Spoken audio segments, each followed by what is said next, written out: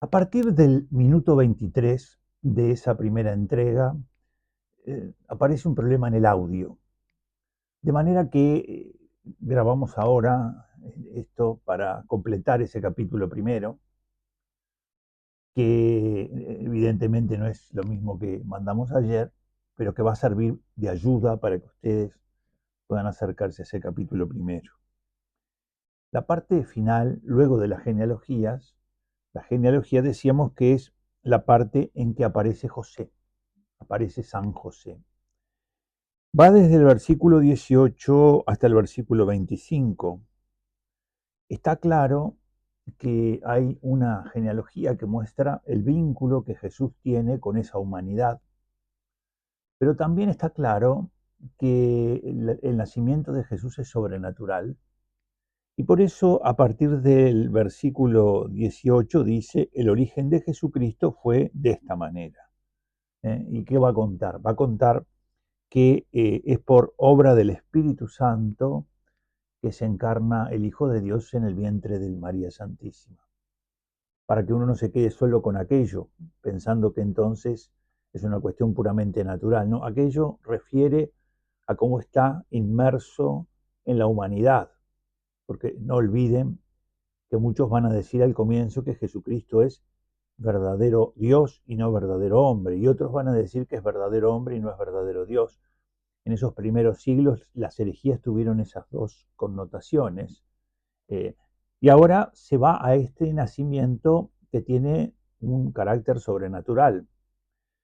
Va a aparecer San José, así como en San Lucas, el Evangelio de la Infancia, el personaje central es la Santísima Virgen, aquí es San José. Y por lo menos a partir de estos versículos tenemos algunos elementos que nos ayudan a poder comprender un poco más quién es San José. Primero se va a resaltar de modo permanente que José está desposado, que es el esposo de María. O sea que este es un elemento que podría permitir que nosotros nos acercáramos a José, esposo. Es esposo según Dios, según el plan de Dios. No olvidemos que estamos hablando, después de María, del más santo de todos los santos, y que a veces nos va a costar entrar en el misterio de San José.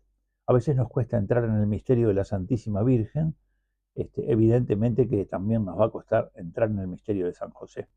Si nosotros quisiéramos verlo como uno más, que es bueno y que cumplía más o menos con lo que se le pedía y que era piadoso y demás, en realidad estamos perdiendo de vista que lo más valioso, lo más sagrado que tiene el Padre a su Hijo único y la criatura más perfecta y más buena, la Santísima Virgen, son confiados a Él. Él es el que va a protegerlos, a cuidarlos. ¿Qué estatura espiritual tendría este hombre? ¿Qué santidad? El Padre les confía sus tesoros más preciados. Pero la Escritura entonces nos habla de él primero como esposo. Esto muestra claramente que en María y José hay un verdadero matrimonio. Ese verdadero matrimonio eh, tiene para los israelitas dos momentos. Uno en el que se prometen ya ser esposos y en eso este, ya tienen responsabilidades de esposos, este, y luego el momento de la cohabitación. Acá se ve claramente en el texto que no vivían juntos, que todavía no cohabitaban aunque eran verdaderos esposos, con deberes de verdaderos esposos y con derechos de verdaderos esposos. En el versículo 19 se va a decir de José otra cosa, se va a decir su marido José, que era justo, de manera que aquí se nos muestra a José con una mirada muy judía, ¿verdad?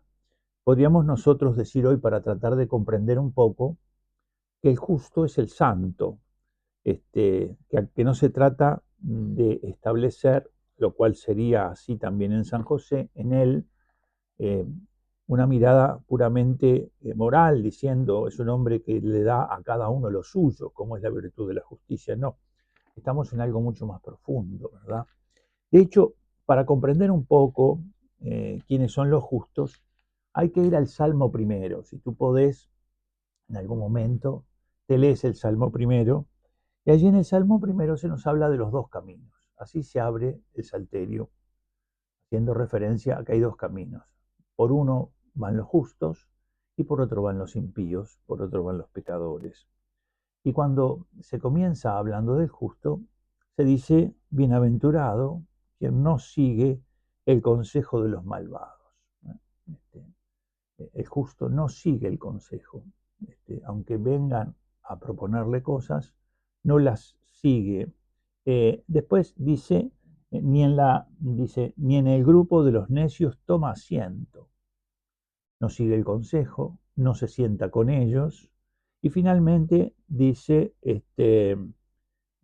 no anda mezclado con ellos, perdón, no sigue el consejo, no anda mezclado, no se sienta. Es como si hubiera una progresión, ¿no?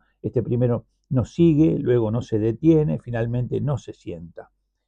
Y hablando de los que hace el justo, después nos da la clave, porque dice que se recrea en la ley del Señor, es como una actitud interior. Medita la ley del Señor día y noche.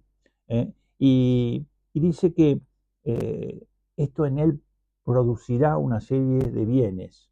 ¿Cuáles son los bienes? Dice el Salmo, será como árbol plantado junto a la acequia, junto a las aguas, que da fruto a su tiempo y que se vuelve frondoso, su follaje no se amustia, no se marchita, todo cuanto emprende prospera. Es justo, el hombre de Dios. José es un hombre de Dios, es un justo, es alguien que vive según la ley del Señor, que la medita día y noche, que obra arraigado en Dios como ese árbol frondoso, que se manifiesta en él el misterio de esa grandeza de Dios, porque en sus obras y en su lozanía se ve este misterio de la presencia de Dios. De manera que el Salmo primero nos muestra, nos explica un poco esta expresión justo, podría abundarse mucho más, pero no nos da el tiempo para eso. Y dice que no quería infamarla y resolvió repudiarla en secreto. Hay tres explicaciones que vienen de la antigüedad con relación a esto que vive San José. Tres explicaciones que vienen de la antigüedad. Hoy en general se trata de explicar esto diciendo que San José desconfió de la Virgen. No lo dicen así, porque utilizar esa expresión desconfió de la Virgen parece demasiado fuerte, pero dicen que, imagínense, San José, cuando vio que la Virgen estaba embarazada, ¿qué habrá pensado?